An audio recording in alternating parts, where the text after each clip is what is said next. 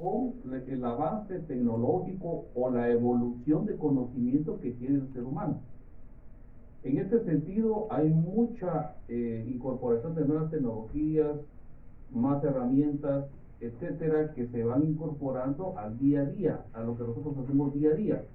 Hace algunos años no existía WhatsApp.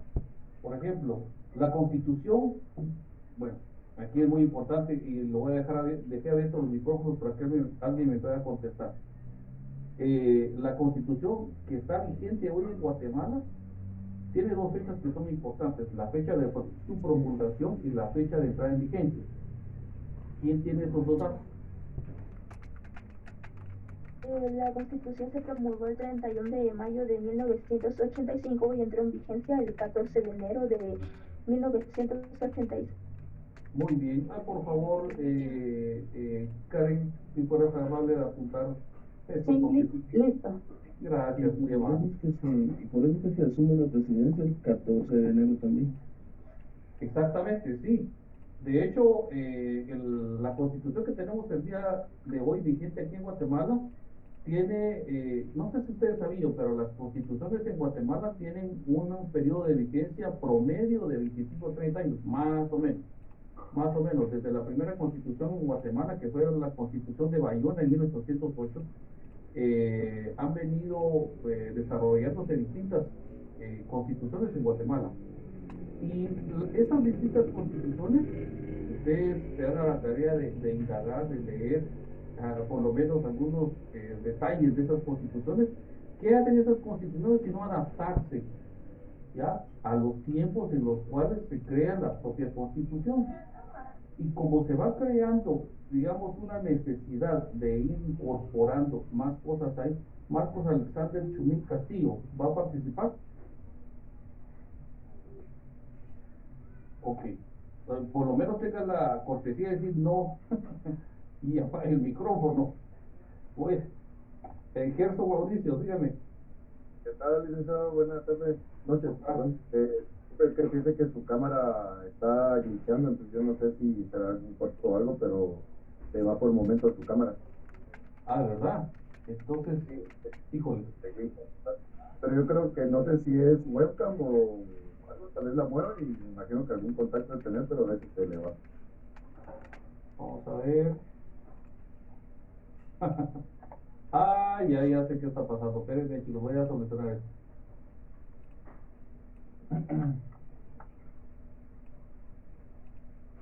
Bueno, ojalá que el audio no se vaya. Al final de cuentas, lo más importante es decir, ya me di cuenta que está parpadeando. Al final de cuentas, lo más importante es el audio. Entonces voy a, porque tendría que reiniciar otra vez esto y vamos a ver, déjenme hacer una cosa. Vamos a ver. Si no, sí, dale, no hay clavo, la cosa es que se le escucha. Informe ahí, no hace que le estén hackeando y está jodido. Si se dan cuenta, tengo OBS como segunda alternativa de utilización de cámara. ¿Alguien sabe algo de OBS? Sí, está parpadeando la cámara. O ese que es, disculpe, explique.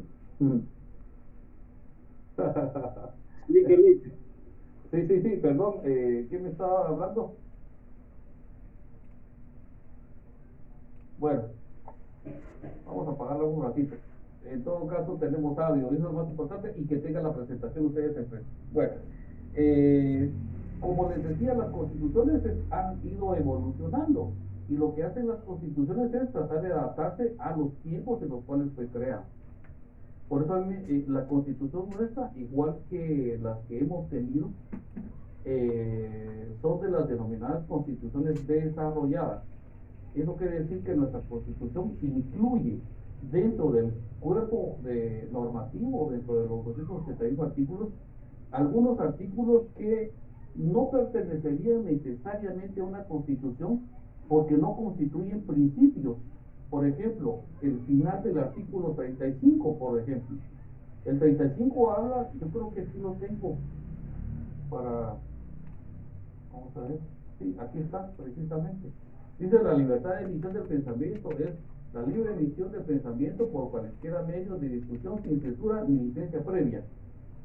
Yo creo que el artículo 35 podría haberse quedado ahí, porque lo que se protege o lo que se trata de proteger es precisamente que toda persona pueda hacer uso de ese derecho y externalizar su pensamiento, su manera de ver las cosas sin ninguna censura. Hasta ahí estamos bien, pero si ustedes se dan cuenta de su constitución, el artículo 35 se desarrolla mucho más. Y al final del artículo 35 se establece, por ejemplo, algo que no tiene absolutamente nada que ver con la Constitución, nada que ver, nada que ver. Se incluye ahí que los dueños de los medios de comunicación deberán comprarle seguros a sus empleados. Pero díganme eso que tiene que estar en una Constitución, cuando la Constitución se supone que solamente tiene que albergar aquella normativa que sean los principios rectores sobre los cuales se construya después toda la normativa ordinaria. No tendría por qué estar ahí. Por eso me da tanto asombro, digamos, o me llama la atención, más que asombro, me llama la atención. La Constitución de Estados Unidos, no sé si ustedes saben cuántos artículos tiene la Constitución de Estados Unidos, pero solo son 7 artículos. ¿Y qué se ve ahí en esos 7 artículos? Solo se ven aquellas disposiciones que son medulares, aquellos principios sobre los cuales se construye todo lo demás. Entonces ahí vemos la enorme diferencia que se da de una constitución desarrollada como la nuestra y una no desarrollada, que no incluye dentro de su texto, digamos, toda esa normativa que es propia de un ordenamiento ordinario, ¿sí? Aquí, como estamos, no quiero entrar tanto a detalle de hablar de la Constitución como tal, porque el tema es qué relación tiene la informática jurídica con el derecho constitucional. Pero bueno, es para que ustedes lo tengan en su bagaje de conocimiento. Bueno, esa es la libertad de pensamiento del artículo 35. El artículo 42 dice derechos de autor, precisamente lo que mencionaba la compañera. Derecho de autor o inventor. Se reconoce el derecho de autor y el derecho de inventor. Los titulares de los mismos gozarán de la propiedad exclusiva de su obra o de conformidad con la ley y los tratados internacionales. De conformidad con la ley, aquí menciona otra vez lo de los tratados internacionales, se dan cuenta. Pero deja a la ley antes, o sea, aquí hay una orden de prelación, digámoslo así, porque pone primero la ley, después los tratados internacionales. Y vamos a ver, le vamos a poner la lupa a esto, porque aquí hay normativa que está vigente aquí en Guatemala, que está 100% aplicable o aplicada, por lo tanto de ley positiva vigente. Entonces, lo vamos a ver en su momento. Entonces vamos a pasar de largo. Ok, artículo 43 de la misma Constitución, libertad de industria, comercio y trabajo. Se reconoce la libertad de industria, de comercio y de trabajo, salvo las limitaciones que por motivos sociales o de interés nacional imponga la ley. Dentro de toda esta actividad que se da, y aquí hubo un boom de esta explosión, un boom de esta actividad, quiero decir, el año pasado, o el año antepasado, cuando fue lo de la pandemia, y se dio un enorme crecimiento de una actividad, digamos que, ¿qué nombre le podría poner aquí? Informal, que se dio en redes sociales, porque muchas personas se pusieron a vender en redes sociales, porque no había otra manera, o sea, había que ver, no nos dejaban salir, estábamos confinados en nuestras casas, teníamos toque de queda, teníamos un montón de cosas, pues, ¿qué hacían las personas que se dedicaban al comercio? ¿Qué hacían? Bueno, entonces recurrieron a sus redes sociales y empezaron a ofrecer comida, ropa, zapatos, etcétera, para ver si se hacían de algunos centavos, ¿verdad? Y llevarlos a domicilio o cualquier otra cosa. Bueno, pero, ¿qué pasa entonces? ¿Qué hizo el azar?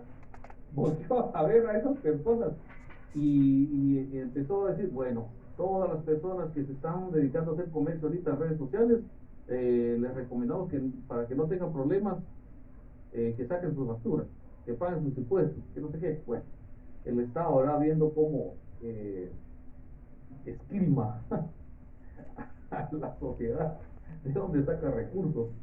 Pero aquí lo que trata la Constitución es precisamente de esa amplitud, de esa libertad, de esa promoción que se da de la industria, del comercio y del trabajo como garantía que le asiste a cada uno de los guatemaltecos.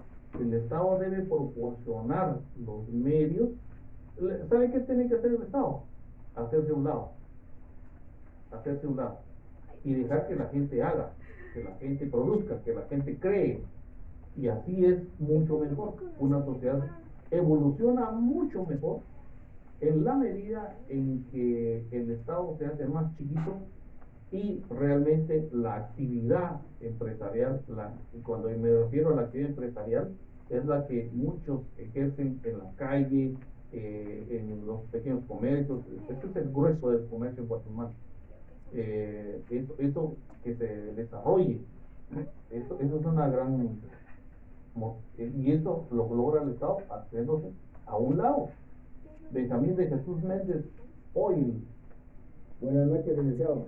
Sí, buenas noches. Sí, referente al tema que está tocando, según yo tengo entendido, por ejemplo, en Chile, allá el Estado, cuando alguien quiere ser empresario o emprendedor, le da hasta 3 o 4 años para ser libre de impuestos, para que se levante, ¿verdad? Si el negocio prospera, entonces empieza a pagar impuestos. Si no, pues ahí se queda, ¿verdad? En cambio, aquí desde el principio hay que empezar a pagar aunque no esté ganando. Solo un comentario, licenciado. No, gracias. Fíjese que el caso de Chile es muy particular, llama mucho la atención porque Chile era una de las economías más pujantes de toda Latinoamérica. Pero en estos últimos tiempos dijeron, no, ya no estamos aburridos, queremos esta constitución, queremos cambios y no sé qué, no sé cuánto. Bueno, ahorita ellos están en un brete porque resulta que la constitución que hicieron ya al final no les gustó. Bueno, estaban bien. Hay un dicho gringo que dice, si no está arruinado no lo arregles, algo así es la cosa. Es que yo me lo sé en inglés. Pero en español es más o menos así. Si no está roto, no lo arregles, así la cosa. Si no está roto, no lo arregles. Dicen ellos, ¿verdad? O sea, si está funcionando algo, ¿para qué lo vas a tocar? No, déjalo que funcione, que ahí va prosperando la gente.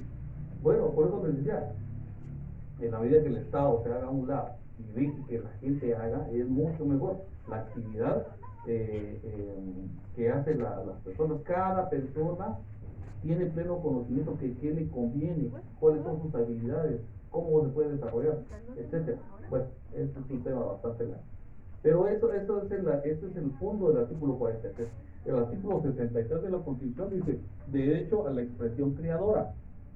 El Estado garantiza la libre expresión creadora, apoya y estimula al científico, al intelectual y al artista nacional, promoviendo su formación y superación profesional y económica. De igual manera, digamos que aquí hay un deber para el Estado de garantizarle a sus habitantes precisamente ese ejercicio de la expresión creadora. Y hay muchas formas en que las personas desarrollan esa expresión creadora. Aquí, por ejemplo, menciona en lo científico, en lo intelectual, el artista nacional, etcétera. Eso se da. Y obviamente aquí también esa expresión creadora, lo científico también se traslada a lo que tiene que ver con todo lo de la informática, porque obviamente ahorita se da mucha evolución, ha habido mucha evolución con relación a lo informático. Estaba yo escuchando el otro día que aquí en Guatemala está una de las empresas, que por cierto no me acuerdo cómo se llama, pero le trabaja a Disney, le trabaja a esta empresa que también creó este monstruo del cual vimos el documental, Steve Jobs, que se llama Pixar, que es un monstruo. Esa empresa es un monstruo, y aquí hay mucha, se le maquila mucho material a Pixar y a Disney, digamos, a otras industrias. Y es increíble que esa capacidad, digamos, de creación de todos esos programas está aquí en Guatemala. Es increíble saber eso. Luis Bonham, por mencionarles alguien en particular, las cosas que él ha hecho son increíbles, increíbles. Yo este Patojo lo admiro un montón, porque tiene una mente creadora increíble. El CAPTCHA y el ReCAPTCHA, que son una de sus creaciones, aparte de Duolingo y todo lo demás que ha creado, es una cosa fantástica. Algo vamos a ver de eso ahorita a propósito. Vamos a ver, ahí se terminó mi presentación. Ustedes, vamos a ver, vamos a jalar la segunda parte. 6 y 6. Y ok, listo. Entonces, aquí seguimos. Y hay otros artículos que podía mencionar yo de la Constitución, pero principalmente puedo dejarlo hasta ahí. Hasta ahí en los artículos que menciona la Constitución y que son parte trascendental para y que tienen íntima vinculación, digamos, con la informática y la informática jurídica. Pero obviamente dentro del desarrollo del derecho, dentro de la normativa ordinaria, también existe una enorme vinculación, por ejemplo, con el derecho civil. Dice, responsabilidad civil informática que se deriva del incumplimiento de los contratos informáticos, la protección de los datos personales o de los programas de computación. Eso está dentro de los derechos civiles. El otro día platicamos con ustedes acerca de que el contenido mismo de una escritura es un negocio jurídico, y el contrato como tal lo podemos nosotros, incluso hay contratos verbales. Ustedes se recuerdan de derecho laboral. El derecho laboral se establece plenamente que pueden haber contratos verbales entre dos personas que se ponen de acuerdo. Mire, ¿usted cuánto me cobra por hacer hacer los acabados aquí en mi casa? Pues yo le cobro tanto. ¿Y cuánto tiempo me lo hace? Pues yo se lo hago en tanto tiempo. Ok, perfecto. Entonces, ¿y cuánto me cobra de anticipo? Pues tanto, y ya hicieron el trato y vámonos. Ese es un contrato que se está celebrando entre dos personas. Ambas personas tienen derechos y obligaciones. El contratista pues tiene el derecho de cobrar el dinero que acordaron al principio, y el dueño de la obra pues tiene el derecho a decirle o requerirle a la persona pues que le deje un buen trabajo, que se lo deje garantizado, etcétera. Ese es un contrato verbal. Aquí estamos hablando de la evolución que se da. Después ya lo vamos a formalizar más y vamos a hacer un contrato ya en un documento privado, que también son válidos. Un documento privado. Ok, perfecto, hacemos el contrato. O evoluciona más todavía. Vamos a hacerlo en una escritura pública. Tiene mucho más formalidad y tiene mucho más sustento legal. Y es tanto así que el Estado reconoce los contratos como únicos instrumentos sobre los cuales se puede hacer una compraventa, por ejemplo, de un bien inmueble. Si usted quiere hacer la compraventa de un bien inmueble, lo tiene que hacer por medio de una escritura pública.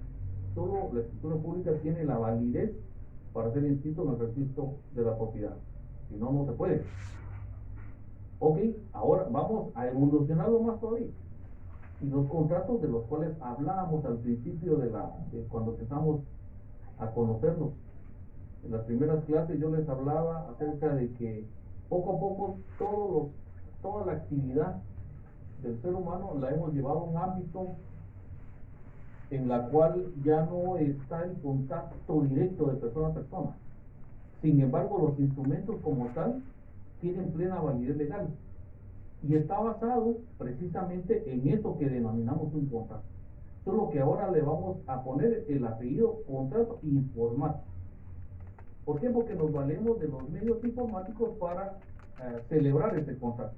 Y sin que las personas se den la mano, sin que se hayan conocido de persona a persona, pueden perfectamente celebrar un contrato informático. Pueden hacerlo. Y obviamente con las repercusiones legales, con las consecuencias legales de que una persona no cumpla con las estipulaciones contenidas en ese contrato. Es la contratación electrónica, ¿verdad? Con el derecho notarial, no digamos con el derecho notarial. La informática ha venido a revolucionar el desarrollo del derecho notarial y del derecho registral. Algo platicamos ahorita acerca de eso. Los dispositivos electrónicos están procesando información y reproduciendo con mayor rapidez los instrumentos públicos. Por ejemplo, ahora, algo que antes era impensable, ¿va? Antes era impensable, por ejemplo, usted puede trasladar texto a voz audible. Por ejemplo, yo utilizo bastante la herramienta que tiene Word, por ejemplo. Yo termino de hacer un memorial y yo le digo a la computadora web, a Word, léamelo por favor. Y Word me empieza a leer todo el memorial. Aparte que es una voz bastante agradable y todo. Y ahí es donde uno se da cuenta en los puntos, los puntos y las comas, los signos de puntuación, dónde van las tildes que le hicieron falta a uno, etcétera, muchas cosas, y uno va depurando ese memorial de tal manera que ese memorial va inmaculado, va 100% bien. En cambio antes uno solo con la vista pues leía rápido y no, algo se fue mal. Pero ya que se lo lea a uno en la máquina es otra cosa. Y eso es parte del derecho notarial. ¿Cómo se ha beneficiado el derecho notarial precisamente de esas herramientas? Vamos a ver pues. Por favor, el Base iPhone 6, por favor. Primero se identifica como es, con nombre y apellido, te le doy la palabra. Mientras tanto le doy la palabra a Mina Consuelo Juárez Andrade. Mire, Lick, disculpe con eso, usted en la anterior diapositiva que nos estaba explicando, usted dijo contratos electrónicos, disculpe, es que no logré escuchar bien. Contratos electrónicos que están en los flyers. Va. Y solo tal vez para de último, porque tal vez no vamos a salir del tema, pero ya teniendo todo a la mano electrónicamente, muchas cosas como las que usted explicaba, corregir, cuál será el reto también del estudiante, ¿verdad? Y del intelectual, porque ya todo está ahí, pero cuál es el reto, tal vez para después, ¿verdad? Y cuando usted tenga tiempo, me interesaría ver su punto de vista, pero sí, como le digo, tal vez me vaya a salir un poco el tema. Yo creo que tiene bastante que ver con el tema. Miren, pues, la evolución del machine learning es muy importante esto, chicos. De verdad, es muy importante que ustedes estén sabidos de cómo va evolucionando la tecnología. En Estados Unidos hay una iniciativa que pretende que las consultas legales ya las atienda un machine learning, o sea, la inteligencia artificial. Alimentan una base de datos con todo el ordenamiento jurídico gringo y él tiene la capacidad de interactuar con un humano y decirle al ser humano y responderle a la duda. ¿Qué está haciendo ahí si no desplazando a un abogado? Ahí está desplazando a un abogado.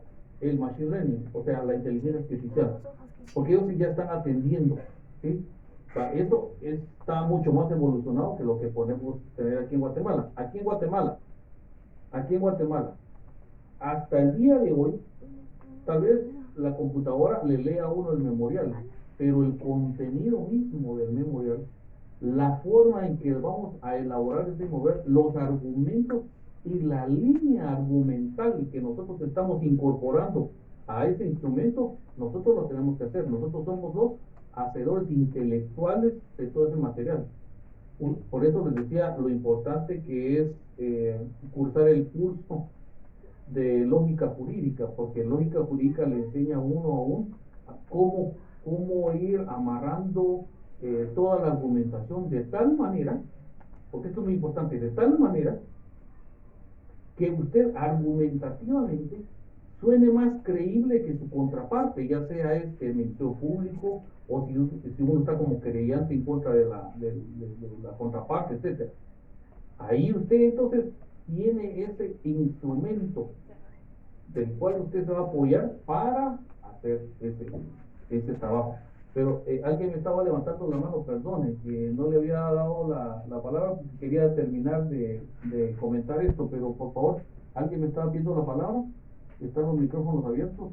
Con todo. Yo sí, bueno. no quería interrumpirlo, entonces por eso bajé la mano. No, dele. No, lo que yo le iba a comentar era que a pesar de que tenemos las herramientas, el problema es que muchas personas son renuentes a venir y de aceptar la tecnología, como hay el caso de muchos catedráticos en notariado que todavía ponen a que uno como que no utilice las herramientas, sino que todavía lo haga manual, ¿verdad? Sí. Entonces, no ocurre solo en derecho, ocurre en otras facultades también, en otras profesiones. Lo que nos toca a nosotros es ir aprendiendo a utilizar y a vender cómo utilizamos la herramienta, ¿verdad, licenciado? Eso es mi aporte. Feliz noche. Sí, muy amable, muchas gracias. Bueno, yo creo que el reto de actualización es para todos, tanto para los estudiantes como para los profesores. Y es cierto, es decir, yo no puedo ocultar la realidad, tampoco voy a venir aquí a defender lo indefendible. Hay muchos, y no solo está en la USAC, que es, digamos, una falencia, digamos, que se tiene en muchas partes, desde que a veces somos renuentes a utilizar esas herramientas electrónicas que nos permiten facilitarnos la vida y que nos ayudan, por ejemplo, a calificar un ejercicio notarial, por ejemplo. Yo tengo, por ejemplo, voy a dar derecho notarial, yo les voy a decir a mis alumnos, bueno, desarrollenme todo, pero me lo van a desarrollar en Google Docs, pero porque yo ya sé cómo decirle al programa como tal que necesito que me realice, etcétera. O sea, uno mismo puede alimentar a un programa para que él elabore una revisión y uno puede pues manualmente terminar de revisarlo. Eso sí lo puede hacer uno, pero es muy importante el hecho de actualizarse, y ese reto como les digo, no es solo para estudiantes, también es para profesores, y yo creo que un profesor tiene más la obligación de hacerlo, pero bueno, es increíble. O sea, yo he dado charlas, no en la USAC, es en una universidad privada, de actualización de instrumentos, porque es increíble la cantidad de instrumentos que hay de las cuales no se echa mano y que le pueden ayudar a uno, tanto para dar clases como para recibir. Es muy bueno. Es bueno, pero bueno, ese es un comentario al, como diría Enrique Gersi, al margen, al margen. La informática ha venido a revolucionar el derecho notarial, el derecho registral. El derecho registral, de igual manera, ustedes saben que uno ya puede hacer las consultas de manera electrónica. Antes uno tenía que ir necesariamente al registro de la propiedad para hacer una consulta, pero no, ahora resulta que se puede hacer por medio del portal que tiene la propia institución, que resulta ser muy conveniente, porque uno se ahorra gasolina, se ahorra un montón de cosas, ¿verdad? Y uno puede acceder, digamos, a la información inmediatamente. Dice, los dispositivos electrónicos están procesando información y reproduciendo con mayor rapidez los instrumentos públicos. Eso es muy cierto también. Pero también hay una cuestión. Incluso yo le he escuchado, llama la atención usted, yo le he escuchado en debates, como argumentación de una u otra parte, porque es muy habitual Escuchar decir a un abogado, a otro abogado, disculpa, no tenés un machote de un ejecutivo, por ejemplo. No, ¿cómo va a ser eso de machote, va? Decía un profesor muy connotado aquí en la USAC, decía, machote, ¿qué es eso de machote?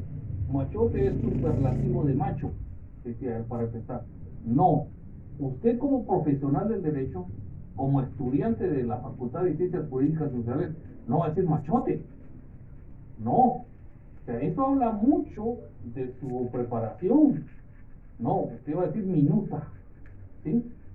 Exacto, así como alguien me escribe, te va a decir minuta, o en todo caso un modelo, pues, cuesta lo de minuta, modelo, ¿tá? Pero minuta es el término técnico adecuado y que, bueno, entonces él es abogado, él es abogado. Yo trabajo con muchos ingenieros y cuando yo empiezo a hablar ya en términos jurídicos, ya ahí está hablando el abogado, ¿va? ¿Pero por qué? Porque obviamente en la medida en la que uno lee, pues se va enriqueciendo el vocabulario y ese vocabulario después se va a transmitir en la argumentación o en una plática o lo que sea. Ahí sí que de lo que está en el corazón a la boca, algo así dicen, ¿no? Pero bueno.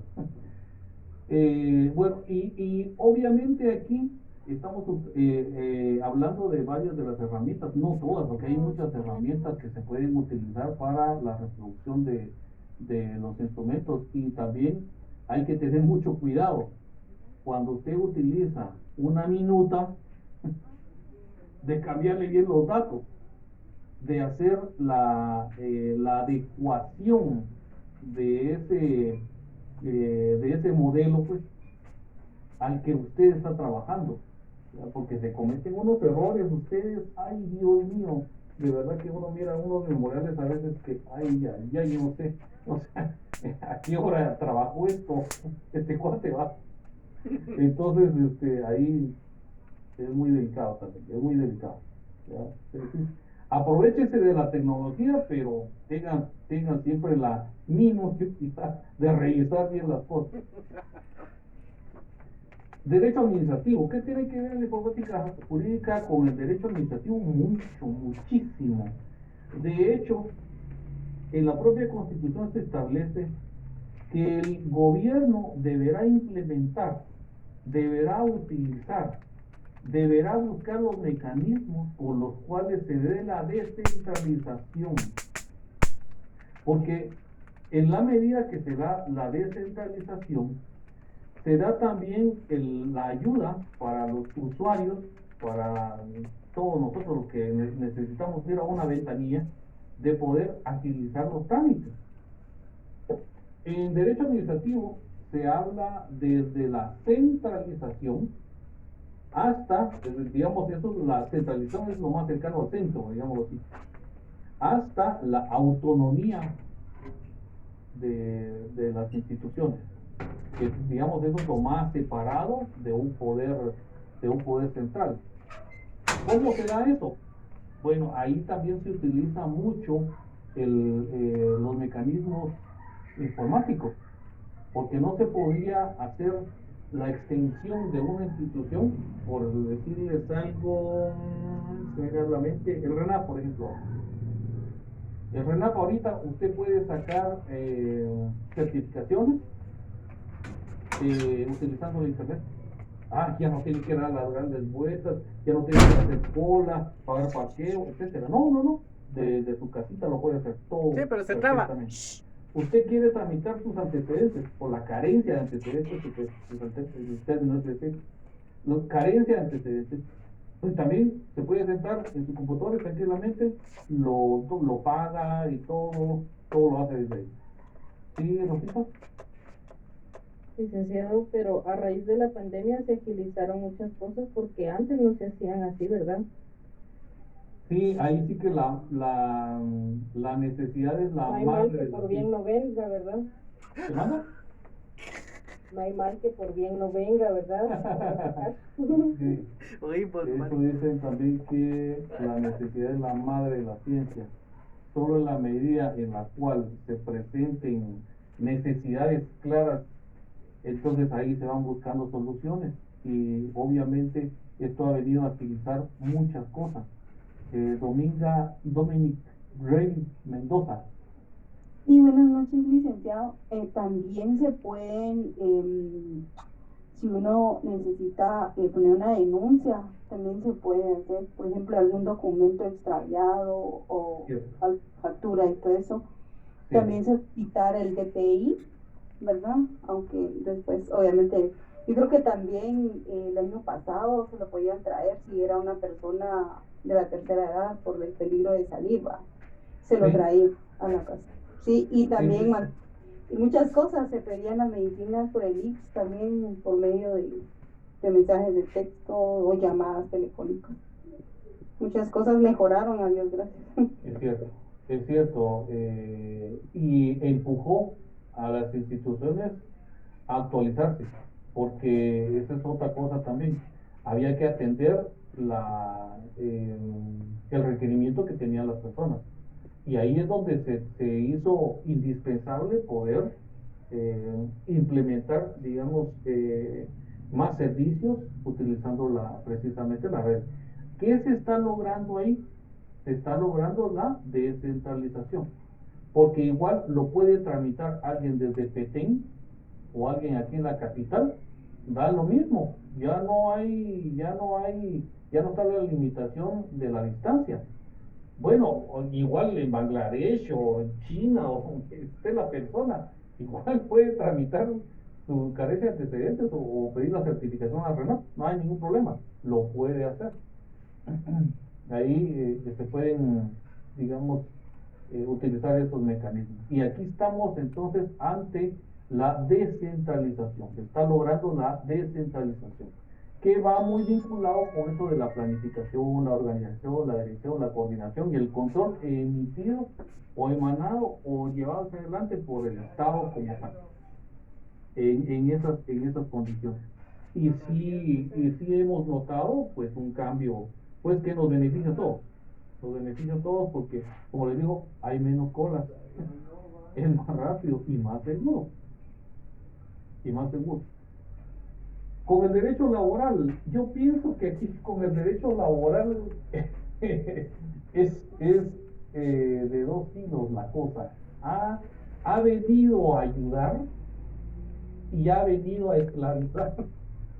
Porque fíjense que cuando se hizo lo del teletrabajo, se hizo muy frecuente y muchas personas se empezaron a quejar de eso. De que la empresa ya no respetaba los horarios. Como era teletrabajo, ¿verdad? Estaba uno desde la casa, pero a las 5 de la tarde o a las 4 de la tarde, según sea el horario que tuviese uno en la oficina, a las 4 de la tarde, bueno, vamos, ¿no? Pues ya estaba agarrando uno la lonchera y vamos, ¿no? Ya alistando el dinero para el pasaje y bueno, vamos a correr y vamos para la casa. Y ya uno a veces en la casa, pues a lo sumo una llamada, una urgencia o lo que sea. Pero en el teletrabajo ya hay asignaciones que van más allá del horario. Y eso ha servido como alguien decía, no, eso es como una esclavitud moderna, decía. Es como una esclavitud moderna. Alguien me está preguntando ahí qué es el teletrabajo. Vamos a hablar un poquito de qué es el teletrabajo.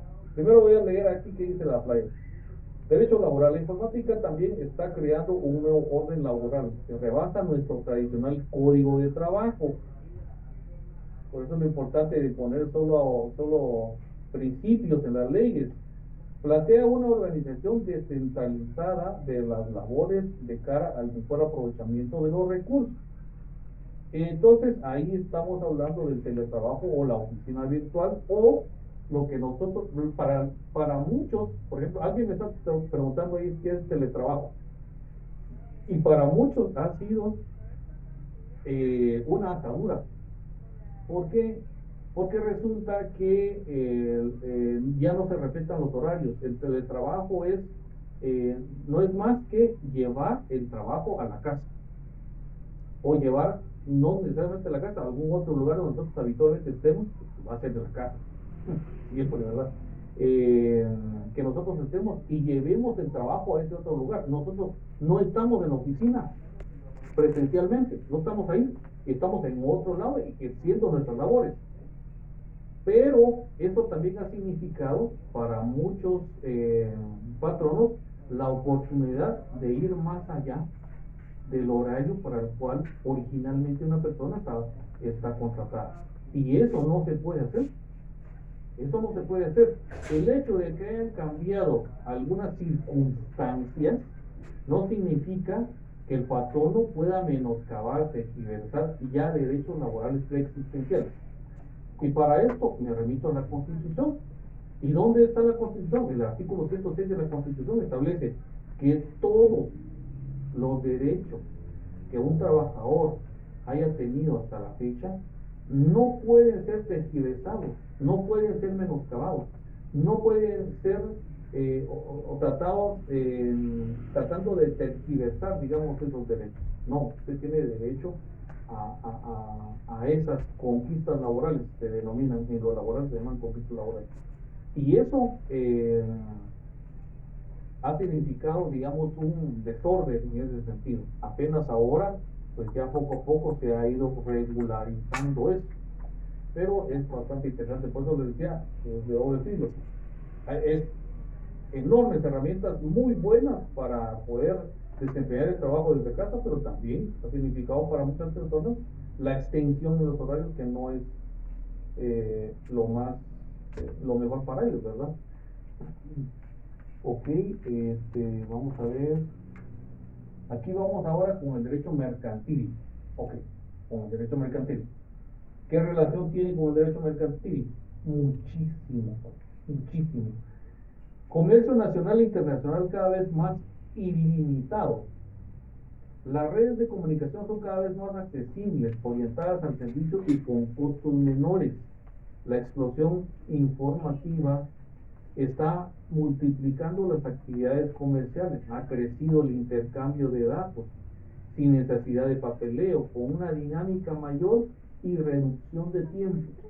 Esto que les acabo de leer yo resume lo que hemos platicado de las ventajas que se ha tenido con relación a la contratación de las personas que están aquí, que están en China, en Taiwán, en cualquier otro lugar. Bueno, Taiwán, ustedes saben que ahora es el mayor productor de microchips a nivel internacional. Antes era Estados Unidos, ahora es esa islita, que por cierto tiene un conflicto ahorita con China. Pero Taiwán es de los productores el más alto productor de microchips a nivel internacional, porque ellos manejan unos estándares de calidad excesivos, y como ahí estamos hablando de nanotecnología, ellos sí tienen precisamente toda la preparación para hacer esos microchips, que por cierto han subido de precio, pero por el conflicto que tienen con China, con los abusivos de China, ¿no? Entonces, aquí esto es lo que resume todo lo que hemos platicado. Digamos, con el derecho mercantil es muy evidente todo el beneficio que ha traído toda esta explosión, y la transferencia de fondos y la utilización de los modelos medios de pago en Internet, con el uso a distancia de las tarjetas de crédito, o de las transferencias, o de las criptomonedas, o de, digamos, la implementación de muchas otras alternativas al uso de la moneda para pago, para transferencias, etcétera. Los negocios de hoy dependen cada vez menos de los sistemas, cada vez más de los sistemas informáticos, con los riesgos que eso implica, Les hablaba, por ejemplo, lo que le pasó a Citibank, y algunas otras instituciones que también han tenido problemas con su sistema de seguridad, lo vulnerables que son. Antes miraba uno a Bonnie Clyde, por ejemplo, no sé si ustedes han escuchado a Bonnie Clyde, pero estaban robando bancos, y bueno, mucha gente que estuvo robando bancos ahora, antes, a mano armada. Ahora no, ya no se necesita un revólver, una AK o alguna otra arma para entrar a un banco y asaltarlo. No, ahora se necesita conocimiento informático para vulnerar los sistemas de seguridad y hacer las transferencias a otras cuentas de plata que está en un banco.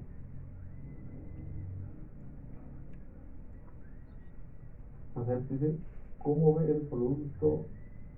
¿Cómo ve el producto chino de accesorio de cómputo en la actualidad para importar? Fíjense que yo no sé si sabían ustedes en términos de comercio internacional, China en realidad es un monstruo tecnológico, eh, y en China se ven muchas calidades.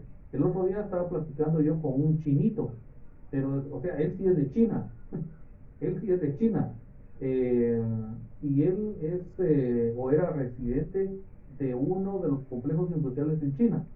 Y él me contaba de que hay diferentes calidades. Por ejemplo, ustedes saben que los iPhones, por ejemplo, los hacen en China, pero los iPhones tienen que ser hechos en China con los estándares de calidad de Apple. Ellos tienen que seguir esos estándares de calidad. O sea, ellos sí tienen la capacidad para producir de buena manera. Pero también hay productos que ellos pues copian así, y literalmente los copian, y hay diferentes calidades. Y aquí a Guatemala, el chinito me decía, yo no sé por qué a guatemaltecos gustarle mucho la basura, decía, porque resulta de que hay mucha mercadería que los chinos consideran basura que nosotros consumimos aquí en Guatemala. Y ustedes se han dado cuenta la cantidad de negocios que proliferan en muchos lugares de cositas chinas, ¿verdad? Que muchas veces no, o sea, no son originales o lo que sea, o son de muy mala calidad, pero o sea, abren más negocios porque hay venta, ¿no? Hay demanda.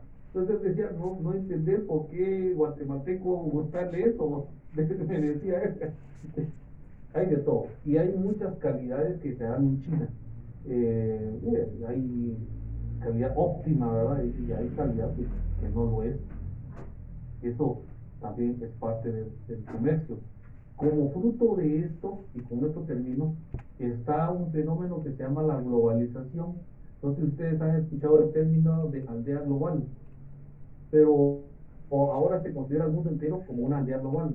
Estamos interdependientes.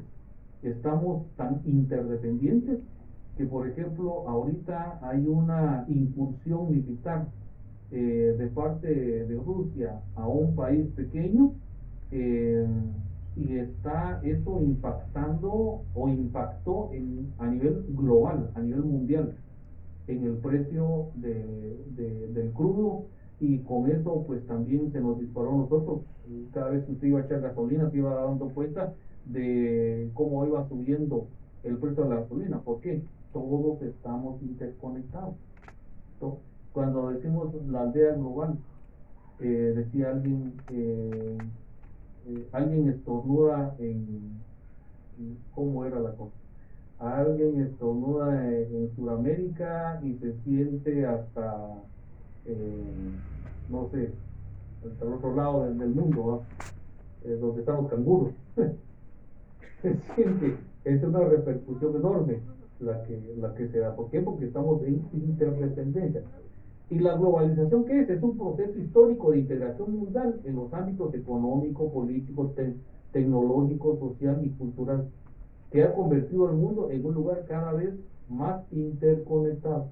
En ese sentido se dice que este proceso se ha hecho el mundo una aldea global. Esa es la globalización. Esa es la globalización.